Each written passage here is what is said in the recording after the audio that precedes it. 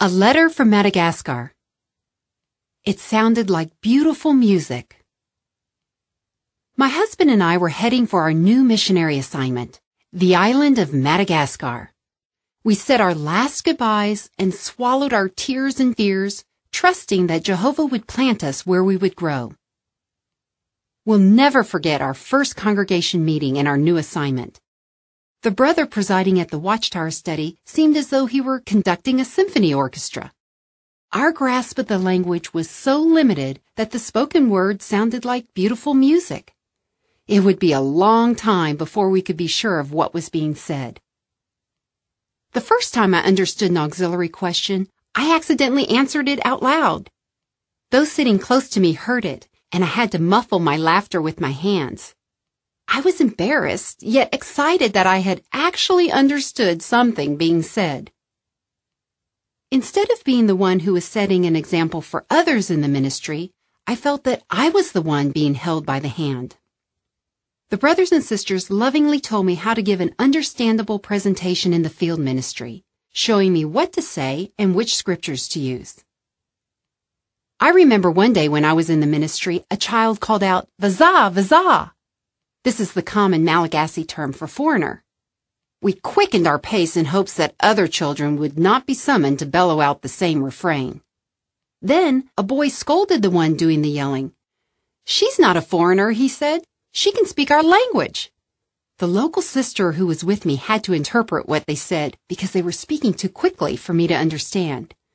Still, I felt a flush of satisfaction. Madagascar was finally beginning to feel like home. On more than one occasion, when I felt lonely, a tiny hand crept into one of mine, and I looked down to see a smiling face that seemed so happy to see me, even though I could not communicate very well. The young ones in the congregation are such a blessing from Jehovah. One young sister, Hassan, has become my personal interpreter. When no one else understands me, she seems to. And she often comes to my rescue when I'm trying to communicate with my friends in the congregation, explaining to them what I actually mean. My husband and I were in a congregation that was about to divide to form a new one. This meant that some Bible studies needed to be turned over to others to conduct because the students lived in the new congregation's territory. One sister encouraged me to conduct one of her studies. I was afraid and insisted that I was not yet ready, but she was very persuasive. She assured me that with Jehovah's help, I could do it. With soft, kind eyes, and in the simplest language possible, she told me that I would soon be able to teach others the way I would like to. Those words were so encouraging to me. Since then, that student has progressed nicely. One day when I was outside, I heard her call my name.